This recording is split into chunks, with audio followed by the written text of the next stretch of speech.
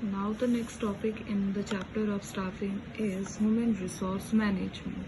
Is human मानव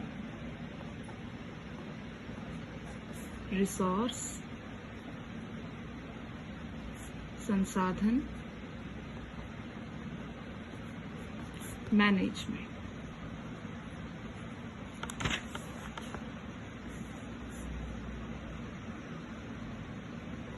प्रबंध। मानव संसाधन का प्रबंध कैसे किया जाता है, how human resources are manage. ये इसके बाद में आपका एक सेपरेट क्या है कंसेप्ट है और मोस्ट इम्पॉर्टेंट कंसेप्ट है आपका ये ह्यूमन रिसोर्सेज का, क्योंकि जो स्टाफिंग है ना वो कभी किसी मशीन को स्टाफ के अंदर अपॉइंट नहीं किया जाता है। स्टाफिंग किसकी की जाती है, ह्यूमन रिसोर्सेज की जाती है। Who are the human resources, human beings को क्या कैटेगराइज किया जाता है, ह्यूमन रिसोर्सेज कहा जाता है। जितने भी हम क्या करते हैं प्रोडक्शन के लिए चीज़ों का यूज़ करते हैं, whether they are the main हो गए हैं, मटेरियल हो गया है, मशीन हो गई है, मनी हो चुका है, तो बेसिकली जो हम क्या कहते हैं 5Ms जिनको हम क्या करते हैं यूज़ करते हैं टू डू प्रोडक्शन करने के लिए, तो बेटा उसके अंदर सिर्फ ह्यूमन बीइंग ही एक क्या है एक्टिव है। ठीक है, बाकी सारे के सारे क्या है पैसिव है। ह्यूमन बींग्स अगर मशीनों को नहीं चलाएंगे तो मशीन्स नहीं चलेगी। सो द ह्यूमन बींग्स को ही क्या है ह्यूमन रिसोर्स को ही कैटेगराइज किया गया है, उसे ह्यूमन रिसोर्स कहा गया है। सो ह्यूमन रिसोर्स जो डिपार्टमेंट है उसकी क्या हुई है धीरे धीरे in order to fulfil the task, जैसे जैसे ऑर्गेनाइजेशंस का साइज क्या हुआ है लार्ज हुआ है बढ़ती हुई चली गई है, ह्यूमन रिसोर्स डिपार्टमेंट को सेटअप किया गया है।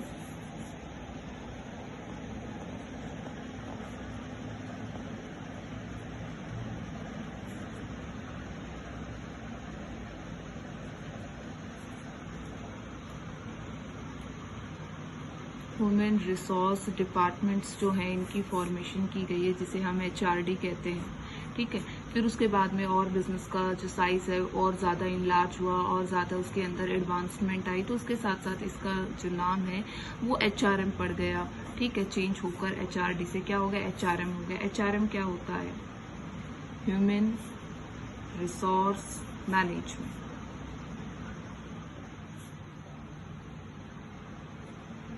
इसे हम क्या कहते हैं HRM कहते हैं। नॉर्मली जो वर्ड हमें सुनने के लिए मिलता है, जैसे हम क्या कहते हैं HR डिपार्टमेंट। HR डिपार्टमेंट क्या डिपार्टमेंट होता है, HR के अंदर क्या किया जाता है, ह्यूमन जो रिसोर्सेज होती है उनकी अपॉइंटमेंट करना, उनका रिकॉर्ड रखना, उनकी सैलरी डिसाइड करना, what the work they have to do. ठीक है, उन्हें क्या उनको बेनिफिट्स प्रोवाइड करने हैं, उनका पूरा रिकॉर्ड, उनका बैकग्राउंड चेक करना, तो ये सारी चीज़ें क्या कौन करता है, ह्यूमन रिसोर्स मैनेजमेंट एक डिपार्टमेंट होता है, वो इन सब कामों को करता है। अब बात आती है what is the meaning of human resource management का क्या मीनिंग होता है। तो now you have to see this topic in your book and it is given you that the human resource management is that branch, human resource management क्या होती है, वो branch होती है किस चीज़ की, मैनेजमेंट की। it is a branch which is concerned, जो किस चीज़ से concerned है, which is concerned with the recruitment, जिस ब्रांच के अंदर ह्यूमन रिसोर्स की जिस ब्रांच के अंदर रिक्रूटमेंट की जाती है, भर्ती की जाती है, चयन, सिलेक्शन का मतलब होता है चयन करना, डेवलपमेंट करना, उनका विकास करना, और जो भी हमें क्या है एम्प्लॉयज हैं ऑर्गेनाइजेशन के अंदर, उन एम्प्लॉयज का ऑप्टिमम यूटिलाइज करना। एक तरह से बेटा ये भी तो रिसोर्सेज हैं, उन रिसोर्सेज का क्या किया जाना चाहिए, ऑप्टिमम सही प्रकार से उनका उपयोग किया जाना चाहिए। ह्यूमन रिसोर्स मैनेजमेंट इंश्योर करता है हमें that every employ make its his maximum contribution to the achievement of business goal, कि जो मैनेजमेंट के अंदर ये इंश्योर करना होता है कि जितने भी एम्प्लॉयज होते हैं वो क्या है अपना कॉन्ट्रीब्यूशन बिजनेस की एक्टिविटीज के अंदर ज़्यादा से ज़्यादा दे और अपना जो गोल है उसे क्या करें, अचीव करें। Now the next is the definition of human resource management. Human resource management के अंदर क्या किया जाता है, रिक्रूटमेंट की जाती है, भर्ती की जाती है, सिलेक्शन किया जाता है, डेवलपमेंट, यूटिलाइजेशन, कंपनसेशन, मोटिवेशन। तो बेटा ये सारी चीज़ें आती है। बेसिकली अगर हम बात करते हैं ह्यूमन रिसोर्स के अंदर, उसके अंदर किसी को भर्ती करना, पहले रिक्रूटमेंट की जाती है, फिर उसको सिलेक्शन किया जाता है, उसके बाद में उसके डेवलपमेंट के लिए ट्रेनिंग फैसिलिटीज़ भी क्या की जाती हैं, प्रोवाइड की जाती हैं। अब बात आती है कि ये जो इवोल्यूशन है ऑफ एचआरएम की, जो ह्यूमन रिसोर्स जो मैनेजमेंट की हम बात कर रहे हैं, इसका इवोल्यूशन कैसे हुआ। इवोल्यूशन का मतलब होता है कि इस चीज की शुरुआत कब हुई, कैसे इसको क्या किया गया, शुरू किया गया। The kind of the role of, जो एचआरएम क्या करता है, रोल प्ले करता है, वो काफी ज्यादा आज के टाइम में क्या है, इंपॉर्टेंट रोल ये प्ले करता है। सबसे पहले इसके अंदर इसकी जो स्टेज आई थी that is labour welfare stage. तो बेटा सबसे पहले जो हमारा एक्ट बना था ना आजादी से पहले भी, तो वो एक्ट हमारा लेबर एक्ट बनाया गया था, जिसके अंदर जो भी मतलब लेबर काम करती है उसकी यूनियन का एक्ट बनाया गया था।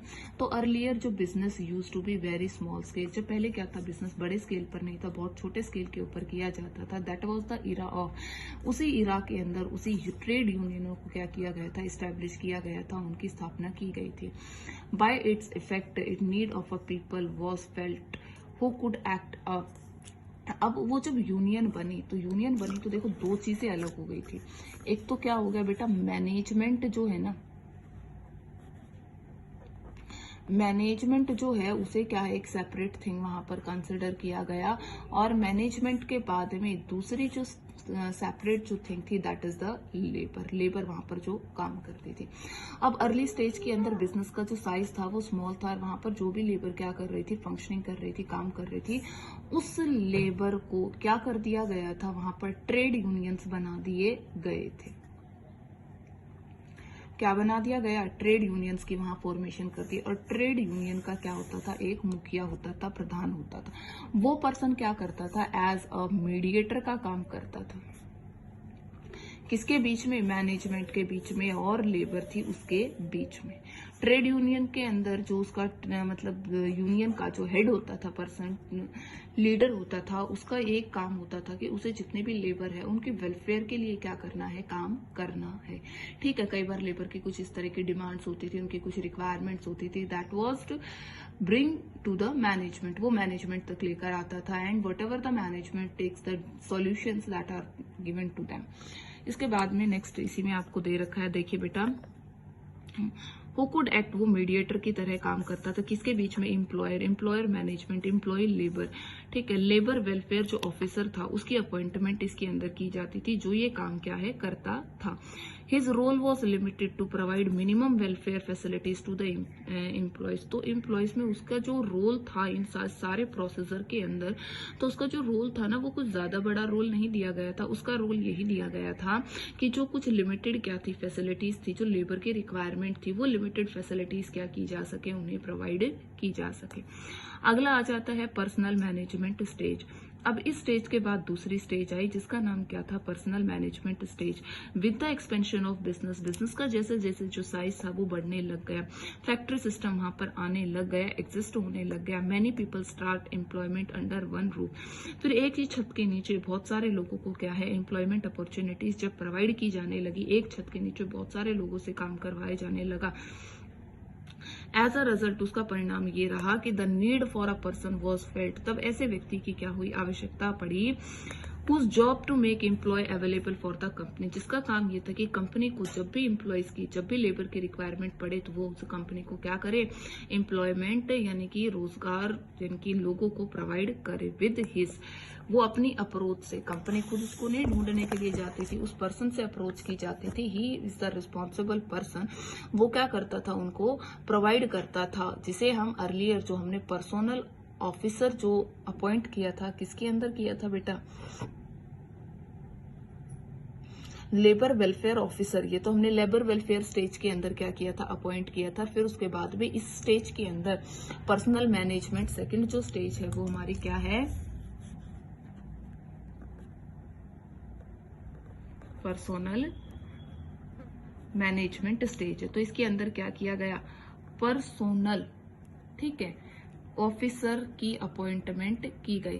फिर उसके बाद में पर्सनल ऑफिसर की जगह क्या किया गया, लेटर ऑन पर्सनल मैनेजर की अपॉइंट की जाने लगी। उसका रोल क्या, कहां तक लिमिटेड था, क्या कार्य उसके द्वारा किए जाते थे, ही हैज लिमिटेड, उसे रिक्रूट करना, रिक्रूट यानी कि भर्ती करना, लोगों का चयन करना, प्लेस द एम्प्लॉयज, और एम्प्लॉयज को क्या करना, सही स्थान के ऊपर उनकी नियुक्ति करवाना।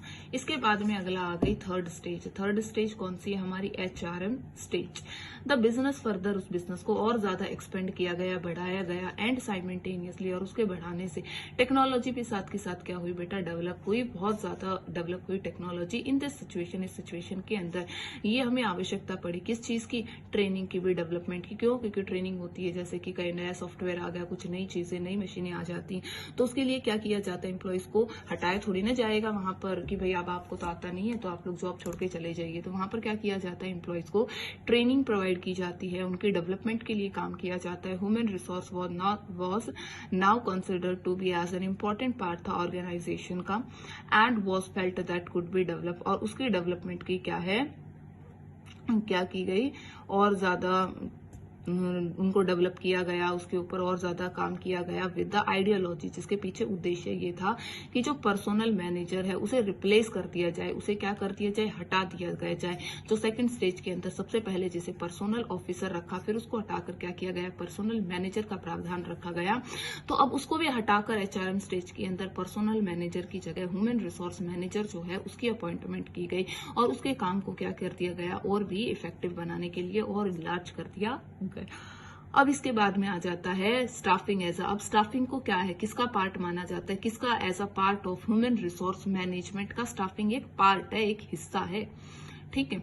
फिर इसके बाद में दिया गया है कि जो स्पेशलाइज्ड ड्यूटीज हैं, कौन कौन सी ड्यूटीज हैं, and activities of human resource manager, क्या क्या कार्य करता है। कि जो ह्यूमन रिसोर्स मैनेजर है उसके जो काम है वो तो पहला तो क्या है? भर्ती करना, रिक्रूट करना। The primary function of human resource manager का जो प्राइमरी फंक्शन है, प्राथमिक जो कार्य है वो क्या है?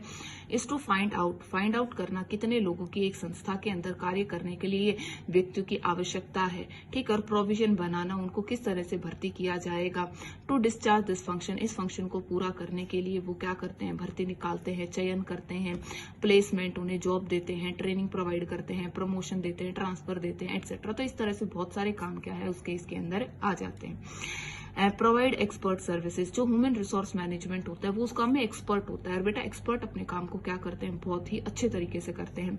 तो ह्यूमन रिसोर्स मैनेजर क्या करने लग गए? इस तरह से काम करने लग गए, रेंडर द सर्विसेज, इस प्रकार प्रोवाइड करने लगे कि उन्हीं के पास क्या है? स्पेशल नॉलेज है, जॉब का इवेल्युएशन करना, देखना कि उसके लिए कौन सा पर्सन सूटेबल रहेगा, लोगों जो काम कर रहे हैं, जो पहले से अपॉइंटेड हैं, उनकी जॉब अप्रेजल लेना, परफॉर्मेंस लेना, किस तरह से ये काम कर रहे हैं, नेगोशिएटिंग, भाई कितना अगर थोड़ा कम कर रहे हैं तो कितना, नेगोशिएट का मतलब होता है कि कितना हम, चलो कोई बात नहीं ठीक है, उसको कंसिडर कर सकते हैं विद ट्रेड यूनियंस के साथ में कि कितने हम कंपनसेट कर सकते हैं। तो इन सब चीजों को डिसाइड किया गया, वो इसके अंदर इसकी क्या होती हैं? सर्विसेज होती हैं, प्रोवाइड करना such kinds of services. After that the point third which is developing compensation and initiative plans. तो जो ह्यूमन रिसोर्स मैनेजर होता है वो बहुत सारी रिसर्च करते हैं, टाइम टू टाइम इस चीज को देखते हैं कि जिस तरह से चीजें बदल रही हैं, जैसे कोई एक्सीडेंट हो जाता है तो उसमें कितना कंपनसेशन दिया जाएगा, लॉस के अकॉर्डिंग क्या है, ठीक है, तो किस तरह के इनिशिएटिव्स दिए जाने चाहिए, मतलब ईयर टू ईयर कितना इंक्रीमेंट होना चाहिए। तो ये सारी चीजें इसके अंदर आती हैं। ह्यूमन रिसोर्स मैनेजर कंडक्ट करते हैं, बहुत सारी रिसर्च करते हैं time to time with the aim, उनका जो उद्देश्य होता है वो होता है इम्प्रूव करना, जो भी पॉलिसीज कंसर्न है उनको रिसर्च बेसिस है उनको और ज्यादा डेवलप करना। He bring to the notice of top level management के भी नई टेक्निक्स हैं, नई जो तरीके हैं उनको लेकर आते हैं in different fields of human resource management. Such new जो कंपनसेशन एंड इनिशिएटिव प्लान्स होते हैं दैट वाज इंट्रोड्यूस्ड, उन्हें क्या किया जाता है? इंट्रोड्यूस इसके अंदर किया जाता है। हैंडलिंग ग्रीवेंसेस एंड कंप्लेंट्स, तो बहुत सारी शिकायतें होती हैं, ग्रीवेंसेस होती हैं। इट इज द रिस्पॉन्सिबिलिटी, ये ह्यूमन रिसोर्स मैनेजर की रिस्पॉन्सिबिलिटी होती है कि वो क्या करे? कॉर्डल रिलेशंस वहां पर स्टैब्लिश करे, यानी कि एम्प्लॉयर और एम्प्लॉय के बीच में ये ऑलवेज कॉन्ट्राडिक्शंस होते हैं, प्रॉब्लम्स होती हैं। तो उसका मतलब, उसका काम क्या है? ह्यूमन रिसोर्स मैनेजर का काम होता है कि वो एक कॉर्डल रिलेशंस, एक अच्छा संबंध इनके बीच में, एम्प्लॉयर और एम्प्लॉय के बीच में स्टैब्लिश करे, so that he inform both the parties, वो दोनों ही पार्टीज को उनके एक्सपेक्टेशंस के बारे में एक दूसरे को क्या करता है? कम्युनिकेट करता है।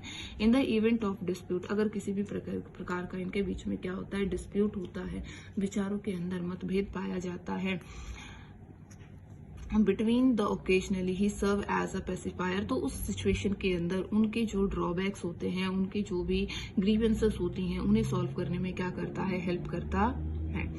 Provide for social security and welfare of the social security schemes के अंदर क्या आती है, सोसाइटी के वेलफेयर के लिए सिक्योरिटी, जैसे पेंशन देना, रिटायरमेंट बेनिफिट, ग्रेजुएटी हो गई है, तो ये सारी चीजें इसके अंदर आ जाती हैं। सो इट इज द ये रिस्पॉन्सिबिलिटी है किसकी, ह्यूमन रिसोर्स मैनेजर की, वो फॉर्मुलेट करे, इस तरह की पॉलिसीज को बनाए कि जो क्या करे, सोशल सिक्योरिटी एम्प्लॉयज को प्रोवाइड करे।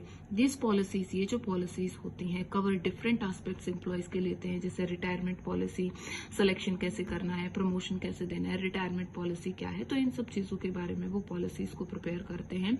While formulating this, in policies को जब भी वो बनाते हैं तो इस बात को अपने ध्यान में रखें कि जो ऑर्गेनाइजेशन और ऑर्गेनाइजेशन के अंदर काम करने वाले जो एम्प्लॉयज है, दोनों की क्या एक्सपेक्टेशंस है। More over it also ensure proper incentives in these policies, in policies के अकॉर्डिंग उसका ये भी काम है कि वो क्या करे, प्रॉपर इंसेंटिव्स भी उनको प्रोवाइड करा है। लास्ट जो फंक्शन है विच इज जो ड्यूटी है किसकी, HRM की, वो क्या है बेटा, sorry it is not the last, there are two more, defending the company in lawsuit. कई बार कंपनी के अगेंस्ट कुछ को क्या होते हैं, लॉज हो जाते हैं, जैसे किसी को कंपनसेशन नहीं दिया जाता, रिटायरमेंट बेनिफिट्स नहीं होते हैं, तो in India government pass several जो लेजिस्लेटिव से कानून गवर्नमेंट ने पास की है जो एम्प्लॉय से रिलेटेड है, कि देख वर्कमैन कंपनसेशन एक्ट होना चाहिए कंपनी के अंदर, एम्प्लॉय स्टेट इंश्योरेंस एक्ट, यानी कि सभी एम्प्लॉयज का इंश्योरेंस कराना जाना चाहिए, अगर नहीं होता है तो उसके ऊपर केस होता है। तो ये ह्यूमन रिसोर्स मैनेजर का काम होता है कि वो इन सारी चीजों को अपडेट करके रखे एक ऑर्गेनाइजेशन के अंदर, ताकि ऑर्गेनाइजेशन की जो फंक्शनिंग है that will be keeps on smoothening, वो एक स्मूथ फंक्शनिंग के अंदर क्या होती रहे, चलती रहे। नाउ कीपिंग पर्सनल रिकॉर्ड्स, एक ह्यूमन रिसोर्स मैनेजर का ये भी काम होता है कि जितने भी एम्प्लॉयज वहां पर काम करते हैं उनका पूरा रिकॉर्ड रखे, पहले कहाँ काम करते थे, क्या उनका एड्रेस है, क्या क्वालिफिकेशन है, क्या उसका स्टेटस है, तो ये सारी चीजें, ठीक है, जब भी वो रिकॉर्ड रखते हैं, रिक्रूटमेंट, उनका सिलेक्शन, ट्रेनिंग, प्रमोशन, ट्रांसफर कहाँ हुआ, कितनी रेम्यूनरेशन है एम्प्लॉयज की, किस ऑर्गेनाइजेशन में काम कर रहा है, फर्दर सारी चीजें वहां पर रिकॉर्ड होनी चाहिए। Now the 8th point is developing the organisation structure. Human resource manager का ही काम होता है कि जो एक ऑर्गेनाइजेशन की जो स्ट्रक्चर होती है, कौन किसके नीचे काम करेगा, who will be the boss, who will be the subordinate, ठीक है, तो वही क्या करते हैं, इस चीज को भी प्रिपेयर करते हैं। So what is your work, you have to read this chapter from your book and you have to learn how much is done it.